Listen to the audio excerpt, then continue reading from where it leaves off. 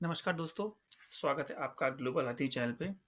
तो दोस्तों आपको पता है कि अभी यूएस में इलेक्शंस होने वाले हैं, जहाँ पे एक साइड डोनाल्ड ट्रंप और दूसरे साइड जो बाइडेन लड़ रहे हैं। वहाँ पे एक बहुत ही बड़ा जियोपॉलिटिकल टर्न आ चुका है। इस पूरे यूएस इलेक्शन के अंदर डोनाल्ड ट्रंप के ऊपर बहुत सारे केस चल रहे थे, आप सबको पता है। उसमें से एक केस चल रहा था जो हर्ष मनी ट्रायल जिसका नाम था। उस केस का या हर्ष मनी ट्रायल केस में डोनाल्ड ट्रंप को गिल्टी पाया गया है।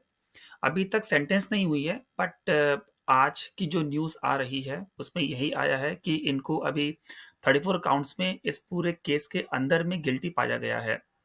नाउ हर्ष ट्रायल क्या है और उनके ऊपर ये क्या इल्ज़ाम लगा है, ये मैं आपको बहुत ही डिटेल में समझा देता हूँ। सबसे पहले हम ये समझ लेते हैं कि हर्ष मनी होता क्या है। तो सपोज करिए कि आप किसी को पैसा देते हैं अपना मुंह बंद रखने के लिए किसी भी सिचुएशन में, या कोई भी सीक्रेट्स को छुपाने के लिए, तो उसको हश मनी कहते हैं, जो कि बेसिकली यूएस में एक इलीगल है, गैर कानूनी है। और उस पैसे को हम लोग हश मनी कहते हैं।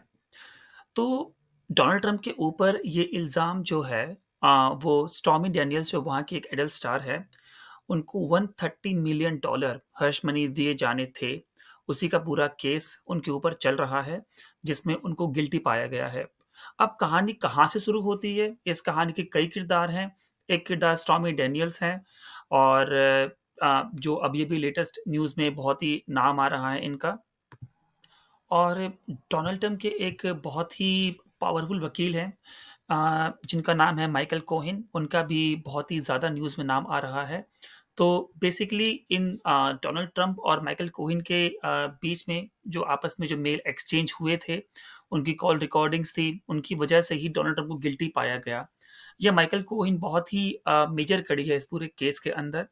और आप केस समझिए एक्चुअल में हुआ क्या था कि 2006-2007 में डोनाल्ड ट्रंप का करियर एक एज़ अ बिज़नेसमैन, हर कोई जानता है, वो बहुत ही अपने पीक पर थे। यहाँ तक कि डब्ल्यूडब्ल्यूई में भी वो बहुत बार देखे जाते थे। तो तब तक उनकी पर्सनैलिटी बिल्कुल भी डिफरेंट थी, और किसी ने भी एक्सपेक्ट किया नहीं था कि ये बंदा आगे जाके यूएस का प्रेसिडेंट बनेगा। तो डैनियल्स का ऐसा कहना है कि डोनाल्ड ट्रंप ने उनको रीच आउट किया था, और रीच आउट करके उनका फ़ायदा उठाया, और उनको प्रॉमिस किया कि बहुत ही बड़ा प्रोग्राम होता है, जिसको सेलिब्रिटी अप्रेंटिस कहते हैं। जो सेलिब्रिटी अप्रेंटिस में उनको जगह दिलवा देंगे। स्टॉर्मी डैनियल्स का ऐसा कहना था कि डोनाल्ड ट्रंप का कि उन्होंने प्रॉमिस किया था।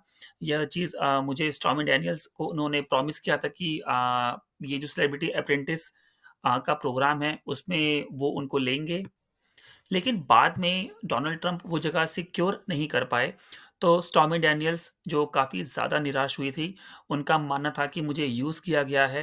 अब यूज़ कैसे किया गया है ये आप बेसिकली और न्यूज़ में देख सकते हैं। उनकी बहुत ही अलग-अलग एलिगेशंस हैं, जिसमें हम डीप में नहीं जाएँगे। तो बेसिकली वो सारी चीज़ें उन्होंने अपने ट्रायल में बताई हैं। ट्रायल के पेपर्स हैं, पूरी लाइव हुआ था ये, जो कि पब्लिश भी हुआ है। तो उसमें डोनाल्ड ट्रंप के ऊपर उन्होंने ये इल्ज़ाम लगाया है कि इन्होंने मेरा इस्तेमाल किया है, और बोला था सेलिब्रिटी अप्रेंटिस में मुझे ले आएँगे, लेकिन उन्होंने नहीं किया। अब यह सारी चीज़ें जो वार्तालाप है, जो कन्वर्सेशन है, डोनाल्ड ट्रंप व सारी चीज़ें इसमें उनके बीच में कैसे कॉल एक्सचेंज हुए थे और कैसे मेल्स एक्सचेंज हुए थे।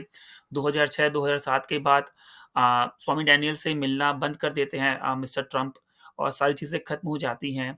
साल 2016 में पूरा यू टर्न आ जाता है।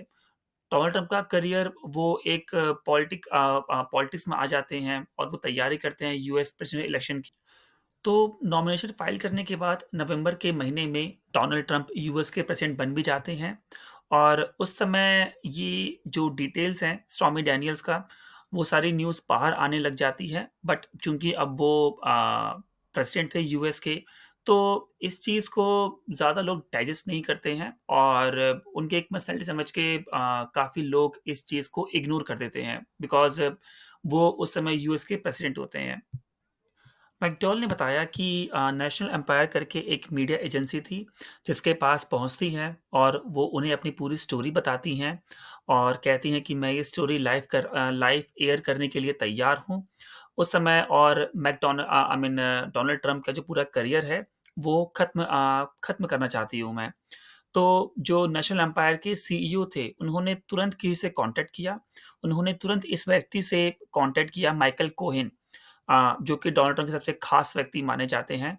माइकल कोहेन बहुत ही पावरफुल व्यक्ति हैं और बहुत बड़े लॉयर भी हैं। तो इनको अप्रोच किया।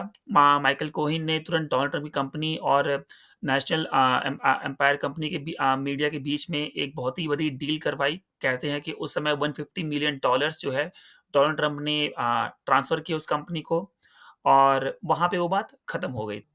उसके बाद एक एग्रीमेंट भी साइन किया गया था, जिसमें स्टॉर्मी डैनियल्स ने ये साइन किया था कि वो ये बात किसी और से नहीं बताएँगी। लेकिन 2018 में अचानक से वॉल स्ट्रीट जर्नल पहुँचती हैं और उसकी जानकारी वह माइकल कोहेन को बिल्कुल भी नहीं थी, ना ही डोनाल्ड ट्रंप को थी और वहाँ पे वॉल स्ट्रीट जर्नल उनकी पूरी स्टोरी को ऑन एयर चला देती है और स्टोरी ब्रेक हो जाती है। और उसके बाद जो जो डैनियल्स थी, उनकी स्टोरी जैसे ही मीडिया में बाहर आती है, डोनाल्ड ट्रंप की भत पिट जाती है उसके टाइम पे क्योंकि डोनाल्ड ट्रंप का जो भी सीक्रेट था, वो बेसिकली अब रिवील हो चुका था। बट चूँकि उस समय डोनाल्ड ट्रंप प्रेज़िडेंट थे, तो इस बात को दबा दिया गया क्योंकि हर कोई जानता है उनकी एक लेविश लाइफ़ थी, तो ज़्यादा इस चीज़ को इम्पोर्टेंस नहीं दिया गया था उस टाइम पे। बट अब आप बताएँगे कि इसको केस में कैसे बनाया गया फिर? तो अकॉर्डिंग टू लॉ जो हश मनी लॉ था, उसके अकॉर्डिंग जो $130 मिलियन जो उनको दिया गया था, उसको पूरा मुद्दा मुद्दा बनाया गया यहाँ पे और उसको हश मनी कह सकते हैं। मतलब कि किसी का मुँह बंद रखने के लिए पैसे दिए गए थे और इसके तहत ये पूरा एक मुद्दा बनाया गया, जिसमें 2021 में यह केस फाइल किया गया और उसके बाद डोनाल्ड ट्रंप लगातार इस केस को अधिक खींचते जा रहे थे। और खींचते-खींचते उन्होंने 2024 तक इस केस को खींचा और फाइनली आज जाके 4 साल हो गए हैं, आज जाके उस केस का जिसमें डोनाल्ड ट्रम्प गिल्टी पाया गया है पूरे 36 काउंट्स पे। अगर आप एक काउंट की बात करें तो इसमें लगभग 4 साल की जेल होती है। तो अगर पूरी मामले की तहत में जाएँगे और अभी तक इनको सज़ा हुई नहीं है, बट अगर सज़ा होगी, तो एप्रॉक्स ये कम से कम 20 साल तक की सज़ा हो सकती है। बट आगे मैं बोलूँगा कि डोनाल्ड ट्रंप एक बहुत ही पावरफुल बिज़नेसमैन हैं और उनके पास पूरा राइट है कि वो आगे अपील कर सकते हैं। जिसका बेसिकली जब उनकी टीम बाहर आई थी कोर्ट में, तो उन्होंने पहले ही बहुत ही स्ट्रांगली कॉन्फिडेंस के साथ बोल दिया था कि हम डोनाल्ड ट्रंप को जेल जाने नहीं देंगे और हम इसके लिए आगे अपील करेंगे, जो कि उनका पूरा राइट भी है।